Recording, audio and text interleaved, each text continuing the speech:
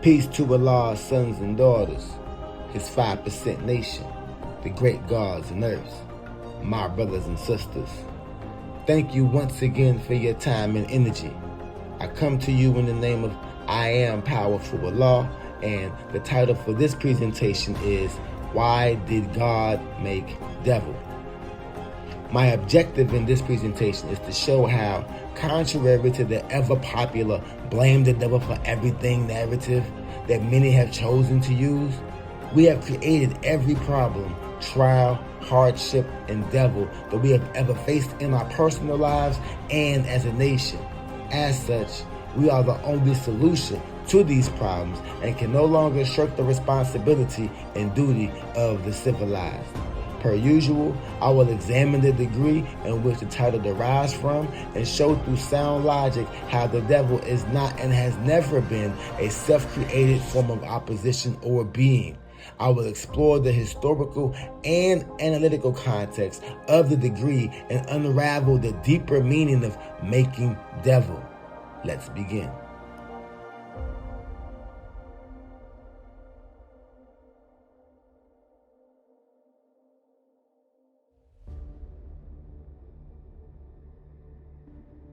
The 38th degree in the 1 through 40 asks, why did God make devil?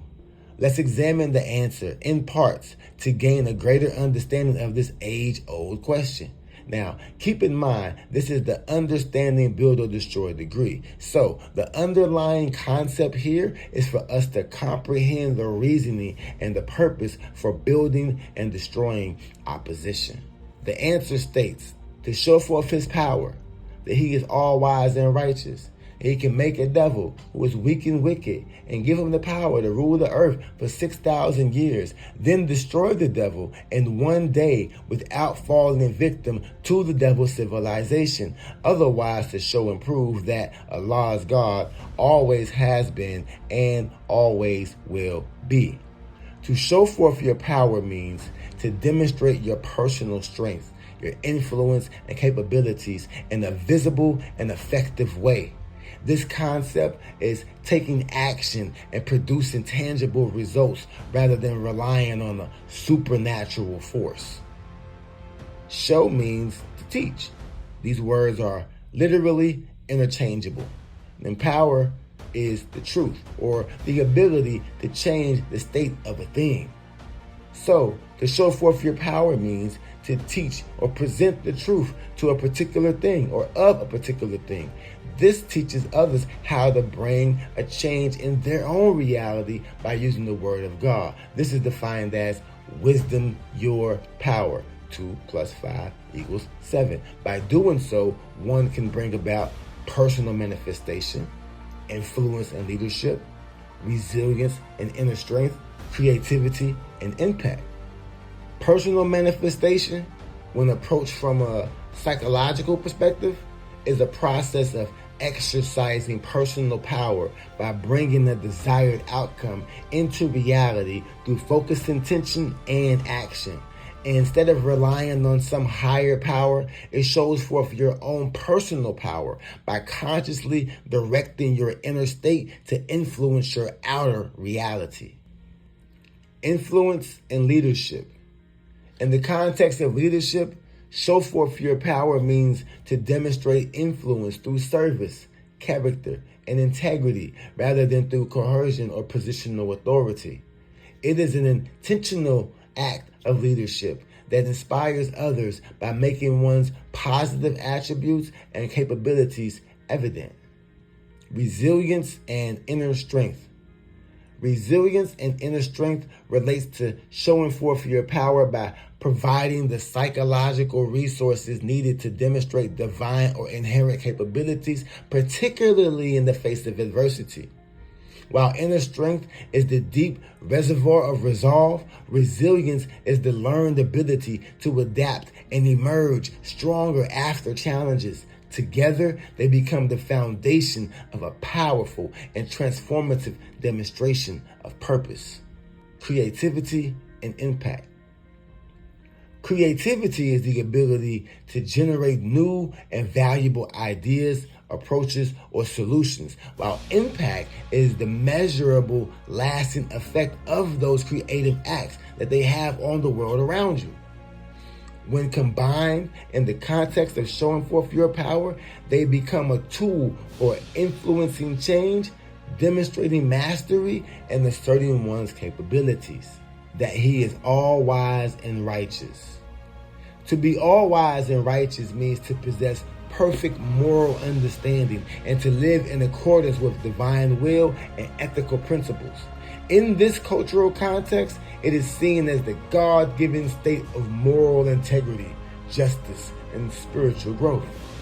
It involves discerning what is right, acting upon it with integrity, and embodying a pure heart and character that aligns with divine law and seeking to do good. Now, signs of one being all wise and righteous: aligning with divine principles. Aligning with divine principles in a non-religious context means to live by a set of universal, transcendent values that lead to the highest human good. Being all wise and righteous is a practice of embodying these principles in both thought and action, guided by both pure understanding and moral integrity. Drawing on philosophical concepts such as virtue, ethics, and secular humanism, moral integrity as it relates to being all wise and righteous is a state of consistent character demonstrated by an integration of practical wisdom and ethical uprightness. Good character. To achieve good character in a secular context, being wise and righteous are two interdependent and mutual reinforcing ideas. Wisdom is the ability to use knowledge and judgment to live well, while righteousness or rectitude is a moral alignment that guides in the judgment towards action that benefits others. Internal growth. Internal growth, as it relates to being wise and righteous, refers to the lifelong process of inner transformation that aligns with one's character and actions with moral and ethical truth. This is not simply about following rules or accumulating knowledge, but about developing a genuine internal state of integrity and moral clarity. Humility. Humility involves the honest recognition of one's limitations, as well as valuing others above oneself and avoiding arrogance and false pride. It fosters a state of openness to learning, divine wisdom, and spiritual growth by dismantling ego barriers and allowing for service and a broader perspective that transcends selfish interest. Can make a devil that is weak and wicked. How do we know that the devil is weak and wicked? Because the 10th degree in the 1 through 14 clearly states that he, the devil, can and will not keep and obey the laws of Islam because he is 100% weak and wicked. To be weak implies a lack of moral strength, discipline, or the failure to live up to one's own good intentions. Weak physically pertains to a person's lack of or incapability to perform physically strenuous, laborious tasks. To be wicked means to act with malicious intent to cause harm, often stemming from pride, cruelty, and a desire to hurt others. The relationship between the two is complex. While some believe that wickedness stems from weakness, others see them as opposing forces, and a person can be both simultaneously, hence the devil. What do you think? Are weak and wicked linked to each other, or can they stand alone? Let me know your thoughts in the comments. To better understand the wickedness and weakness that exists in the devils that we create in our own lives, let's go deeper into what the lessons have to say about how they became to be in the first place. The 30th degree in the 1 through 40 states, after following this process for 600 years, the gene became white and weak and no longer original. It goes on to say that by thinning the original blood, the gene became weak and wicked and no more the same. Now, let's examine this. But first, I know many of you will say, my lessons don't say gene, it say germs, God. I get it. Trust me. I've held at least 3 to 4 different sets of 120, and I've seen it written both ways. Let's just not get distracted and go off on a tangent that stirs us away from the bill, right? It's important to note that germs and genes are fundamentally different components of the human body. Germs are external microorganisms that can cause disease, while genes are internal hereditary blueprints that control a person's traits. Keep in mind, the human body does have its own native germs known as the human microbiome, but these technically originate from exposure to the environment, hence external, particularly during birth at the early years of life. Meaning, in order for your dis-ease and weakness to exist, you must first allow your core to be exposed to it and affected by the external factors. Once those external factors reach your internal state, the grafting process within you begins, often unbeknownst to you. How many movies have you seen that have devils or vampires or whatever the case it may be, some kind of evil spirit, but they're never able to just enter the room? They always have to be allowed in, right? Why is that? You have to let the devil into your life. It can't just enter. You have to allow it to happen. You have to give it the power to rule. As for blood thinners resulting in wickedness, blood thinners themselves do not have a primary psychological effect. However, some specific ones, especially the older ones, have been linked to depression, anxiety, and other mental health issues. More importantly, if a blood thinner causes bleeding in the brain, it can lead to serious neuropsychiatric symptoms such as confusion, numbness, weakness, or headaches. And since blood thinners are primarily used to treat blood clots, know this: your diet influences your risk for blood clots, i.e. the wrong foods, even though there is no single food that has been identified to cause blood clots. Diets high in unhealthy fats, trans fats, sugar, and salt can promote inflammation, high cholesterol, high blood pressure, and increase your clot risk. And blood clots lead to the need for blood thinners. Now, let's look at this from a mental food standpoint. An unhealthy fat of the mind or your lifestyle is an accumulation of bad habits, destructive thought patterns, and emotional baggage that drains a person's vitality and limits their potential, similar to how physical fat can weigh the body down.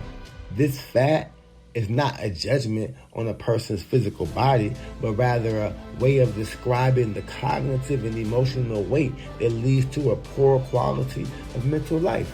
Trans fats. Unhealthy trans fat of the mind or a person's lifestyle is something that initially seems convenient, appealing, or easy, but ultimately offers no nutritional value and harms your overall being in the long run. This could be seen in several ways, such as convenience over substance. It provides a quick and easy pleasure or comfort, but lacks meaningful nourishment. Examples include endless scrolling through social media, gossip, or binge watching shows instead of engaging in more influencing activities like deep conversation, meditation, or exercise. Insidious accumulation. Like real trans fats, this version accumulates over time. One bad habit leads to another, and slowly, without realizing it, you build a lifestyle that is detrimental to your mental health, relationships, and goals. Emotional and mental artery clogging. These unhealthy habits can metaphorically clog your emotional and mental arteries, making it harder to experience genuine happiness, creativity, and connection. They replace valuable, enriching experiences with cheap, empty calories. Inflammation of the soul. Just as trans fats can cause physical inflammation, this equivalent leads to a kind of spiritual or emotional inflammation. This can be manifested as anxiety, stress, emotional numbness, or a pervasive sense of discontent. Destroys healthy connections. Just as real trans fats destroy healthy fats essential for brain function, this mental one can undermine the healthy connections in your life, whether with others or within yourself. It prioritizes fleeting pleasure over lasting supportive relationships. Decreased mental performance. The more you consume this junk, the less clear your thinking becomes. It impairs your memory, worsens your mood, and can lead to a general decline in your mental sharpness. Sugar of the mind refers to anything that provides an easy, immediate, and often temporary feeling of pleasure, comfort, or reward. Like literal sugar, which provides a quick energy boost followed by a crash, this sugar can lead to a dependence, craving, and long-term negative effects. This sugar manifests as short-term gratification that detracts you from long-term well-being. Salt can represent qualities that preserve, enrich, and add character to one's life. However, this can also have a negative connotation, referring to the bitterness or the hardship. Salt's corrosive, bitter, and harsh qualities can represent negative psychological states or actions such as bitterness and resentment. Don't be salty. Mental and emotional hardship. Rubbing salt in the wound. Internal decay. The salt has lost its taste. The craving for emotional turmoil or excessive bitterness can become an unhealthy and psychologically damaging habit. Give him the power to rule the earth for 6,000 years. To give someone power means to grant them the ability to influence or make decisions that affect others, which can be done through various means like delegation, authority, or by enabling them with resources or information. This process involves bestowing the capacity for action or command over people or situations, allowing the recipient to exert control, shape opinions, or direct behavior. This includes granting authority. To grant authority means to receive a supreme and ultimate power to rule, often suggesting a source of authority that is beyond challenge or question. The term elevates the concept of authority by implying not only your right to command, but also an unmatched dominance and legitimacy. To enable action refers to the act of removing barriers and creating the necessary conditions so that the ruler can exercise their authority and achieve a desired outcome. It is often distinguished from simply granting power, which can be an empty gesture without the supporting system and resources to follow it. To impart influence refers to how a ruler's power affects their subjects in two distinct ways: through immediate, tangible action, impact, and through less direct, long-term shaping of beliefs and behaviors, influence. A successful ruler learns to master both. To bestow control means to formally and ceremoniously grant someone the ultimate authority to command, direct, and govern. The term implies that the person receiving the power is given it as a gift or honor from a higher or more powerful source. The outcome itself can be good or bad. That relies heavily on your understanding, perspective, and overall purpose of it all. So, what have you given your power to? Then destroy the devil in one day without falling victim to the devil's civilization. It is important to note the difference between the devil and the devil's civilization. Allow me to explain. The devil is the being himself. Any man-made weak or wicked, or any live grafted germ from the original is devil. The devil's civilization is the negative environment that he manufactured and normalized that we all operate in today. Therefore, it's possible to remove the being, yet still have to deal with his civilization, i.e., what he has produced. This is why the degree is worded the way that it is, because if you destroy the devil and fall victim to his civilization in the process, then you did not destroy the devil. You became him, essentially replacing one devil for another. If your wants and desires lead you down the path of unrighteousness, then you become a savage in the pursuit of happiness and potentially a devil to yourself and those around you. To not fall victim to the devil's civilization means to actively resist the corrupting influences and temptations of modern society in order to live a life guided by moral and righteous principles. This idea is rooted in the theological concept that depicts the world and its trappings as a source of evil or spiritual decay. The phrase itself suggests that mainstream society, with its focus on materialism and instant gratification, is a form of spiritual and mental corruption.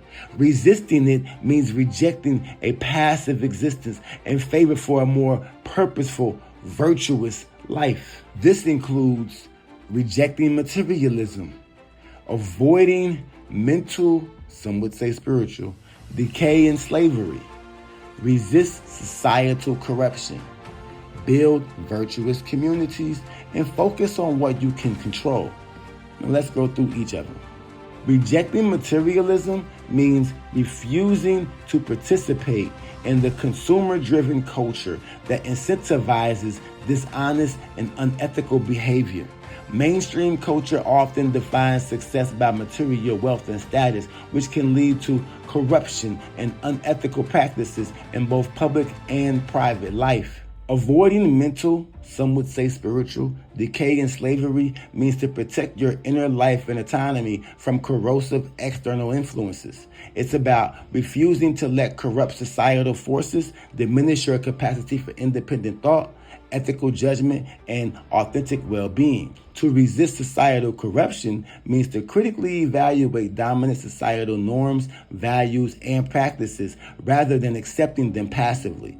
It involves maintaining personal integrity in the face of systemic corruption and avoiding complicity in corrupt systems, even when doing so is difficult or inconvenient. To focus on what you can control means concentrating on your personal cipher of influence and integrity, rather than becoming overwhelmed or complicit in systemic problems.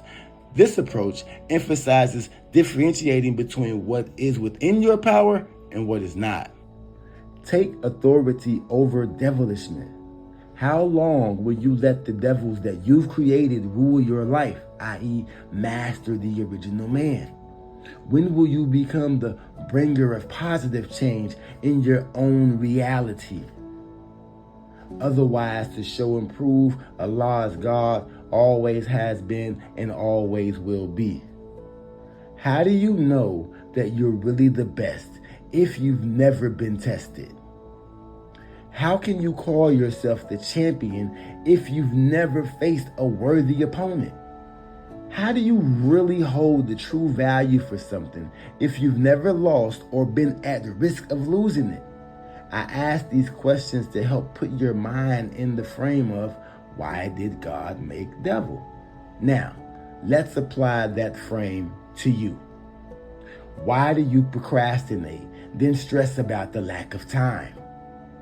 Why do you allow fear, or any obstacle for that matter, to block your success, then become envious of those who overcame theirs? You alone possess the power to change it all practically overnight, hence in one day. You want to get fit? Well, go to the gym. There's literally nothing stopping you but you. So, how much more time will you allow the lowest level of yourself to rule your life and dominate your decision making? Remember, you created all of this. Every hell that you've ever experienced and the hardship that you face was self-created. Why? To prove to yourself that you are who you say that you are and that you deserve it. However, nothing worth having comes easy. Oftentimes, Yaqub is viewed as some evil, mad scientist who didn't have to do what he did. Maybe so. But do you view yourself the same way when you created problems for yourself and others? Do you see yourself as evil for the devils that you've made?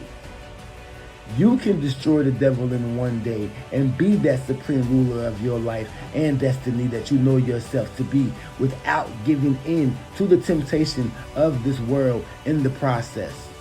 Once you truly understand what it means to build or destroy. Peace.